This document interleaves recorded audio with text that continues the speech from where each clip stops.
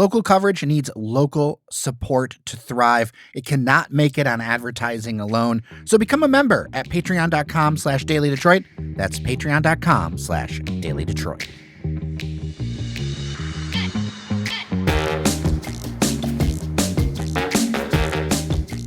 Hey everyone, and welcome back from the weekend. First Ford, then Stellantis, and as of this morning, General Motors have tentative agreements with the United Auto Workers. A lot of gains were made for union members, but what about the labor movement in general? What about the wider national impact? I'm Jer Stays, and for your Daily Detroit on Monday, October 30th, 2023, we're going to talk about just that. My guest is Mike Podhorzer. He is a former political director for the AFL-CIO and was described by Time magazine as the architect of the campaign to save the 2020 election. Mike, welcome to Daily Detroit. I'm looking forward to talking with you. I'm glad to be here. Thanks for having me. Absolutely. So listeners know, for context, we are recording this after a tentative agreement has been reached between the United Auto Workers and Ford. I actually don't think that it makes this conversation any less relevant. I kind of think it makes it more relevant. Mike, this has been a year of labor action that has seemed to net a lot of results. Yes, it really has. And I think it really is sending a signal that when working people stand up for themselves in unions, they can bargain for a better life to get more of what they deserve from their work.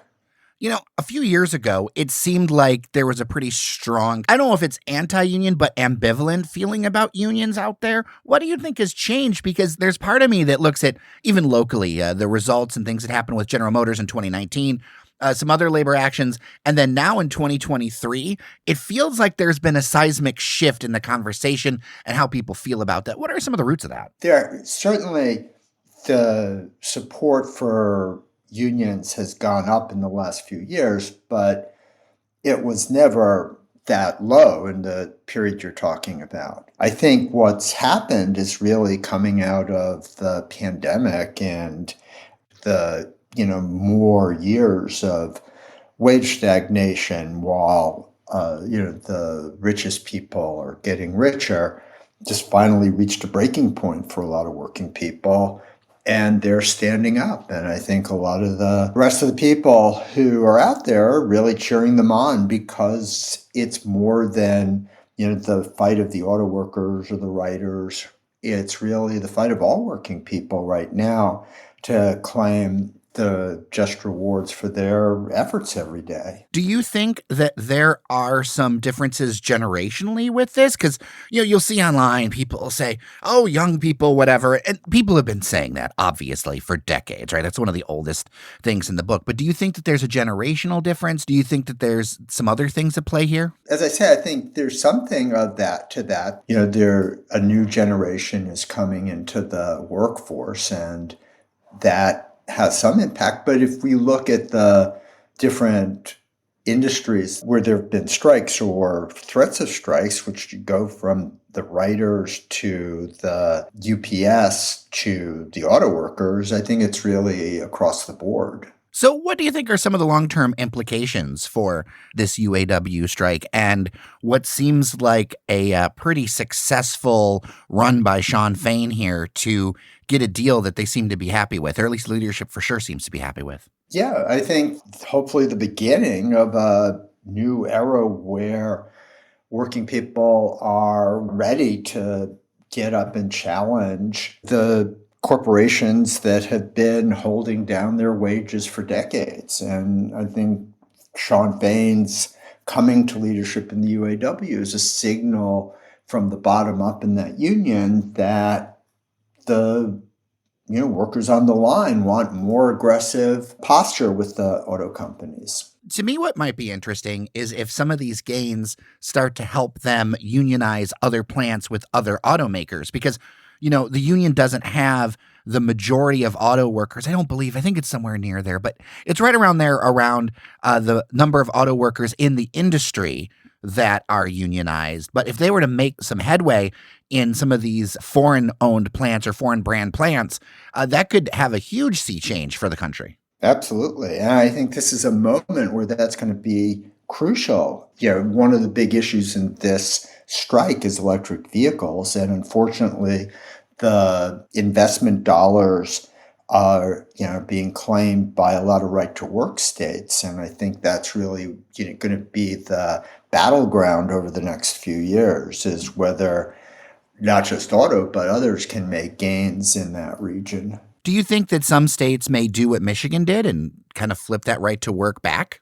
That would be terrific, but in terms of the states that have been right to work for quite a while, I don't see that happening. I think in a state where it might be possible is in a state like Wisconsin, if they get the opportunity to throw out their gerrymandered state legislature. Because, as you obviously know, in Detroit, the big change in Michigan was the independent commission, which created new lines for the legislature to make it representative of the people. And so you had, right to work passed when there were gerrymandered Republican majorities. And once that was undone, right to work was reversed. And so Wisconsin, if the very hotly debated question of the state Supreme Court will take on and throw out the gerrymandered state legislative maps. But if they do, then I think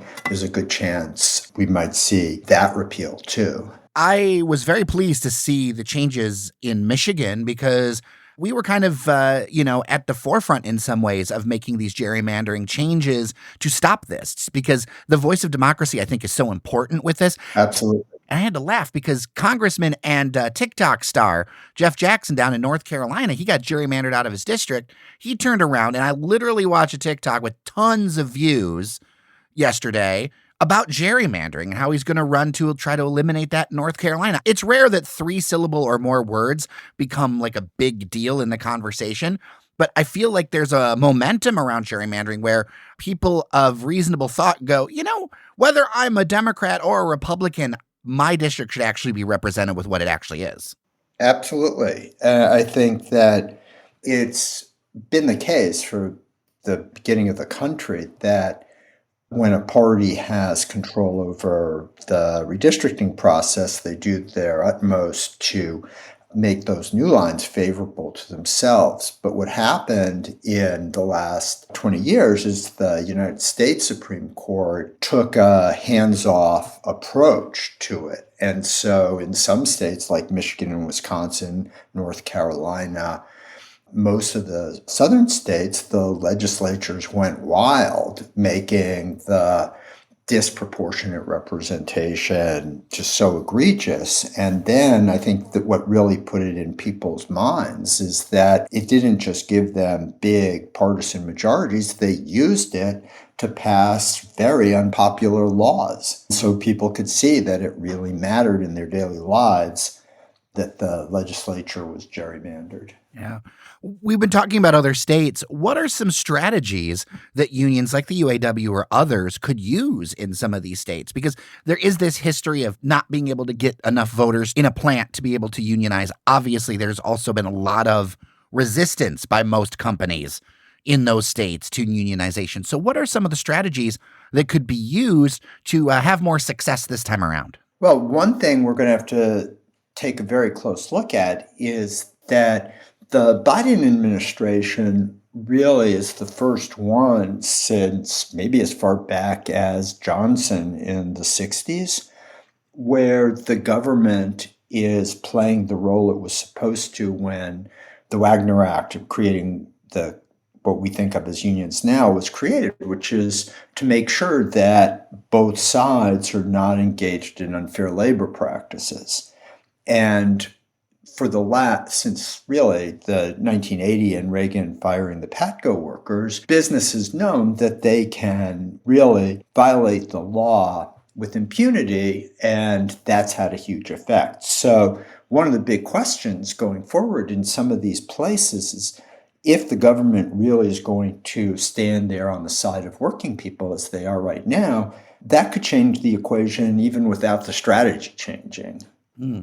And I imagine this could also impact the election coming up because, it never seems to end now. We used to have a political cycle. It feels like everybody's running for president constantly. I'd say it's even more extreme than that. I think that there's a real understanding by most voters that it's not just the presidential election. Right now, we have two parties that are committed to such different, clear visions of where they want the country to go that it is a 365-day-a-year fight. You're absolutely right. What are some ways that this could play out? I mean, is this going to favor one party or the other? It feels like there is a group of people on one side that are very hardened and a group on another side, and that independent group seems to be getting smaller and smaller, but maybe I'm wrong about that. Oh, no, you're absolutely right. And that should not really be surprising or in a way concerning when you think of the difference between Donald Trump and MAGA's vision of the future of America and Biden's. It's day and night, right? And pretty substantial portion of the country wants that MAGA vision, but it's not like maybe 30, 40 years ago when a lot of voters could say, well, I like the Democrats for this, but the Republicans for that, right? They're now so consistent in their view of where the country should go that you really don't have that many independents. And we're in a point that's really never happened in this country where, starting with 2016, each election has basically been over the same question, right? And we're headed towards possibly, a rematch between Trump and Biden, which is really not something that happens in our history where a president loses an election and then comes back again to try again against the same incumbent.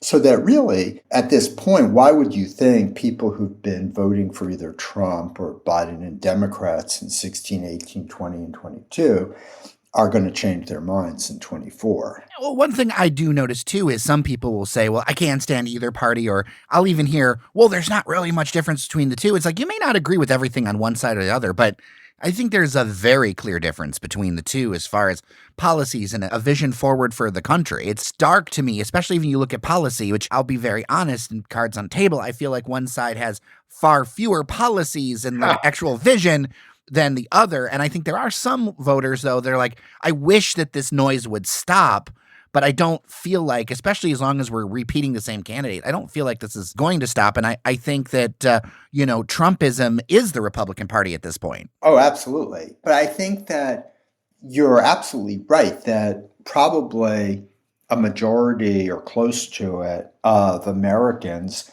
just want this to stop, right? They're not wholly bought in on either of the two choices, right? But because we have this rigid two-party system, right, it's like you go to a restaurant and there are only two items on the menu. You have to eat, so you pick one.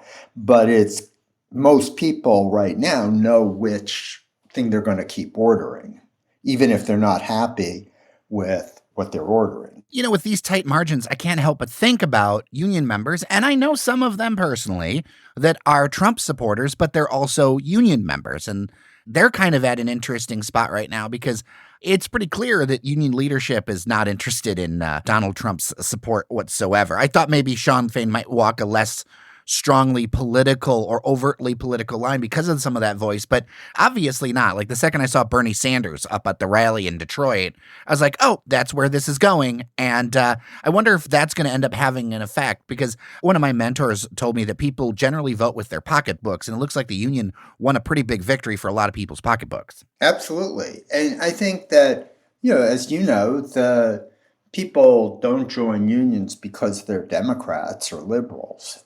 It shouldn't surprise anyone that there are Trump supporters or Republicans. That's always been the case, right? I think that we saw in 2020, though, that the support for Trump among union members went down compared to 2016.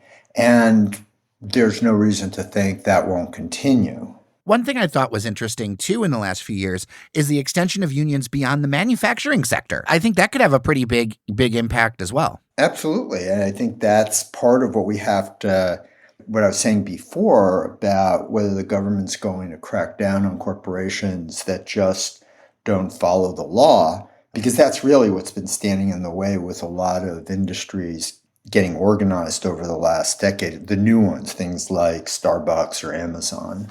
Mm. If you had a prediction or two, I don't know if you ever get into the prediction business, or a feeling of where things are headed, what's something that you would tell somebody about, like, the organized labor movement right now on the ascension? What would you say about that and share with someone and to think about over the next few years? Usually the thing that makes it most difficult to organize a union or to ask for more is the fear that you'll lose your job. And I think the successes we're seeing this year are going to be embolden a lot more working people to engage. Well, Mike Podhorzer, he is a former AFL-CIO political director. Thank you so much for your time on Daily Detroit. I really appreciate you. Absolutely. Thank you.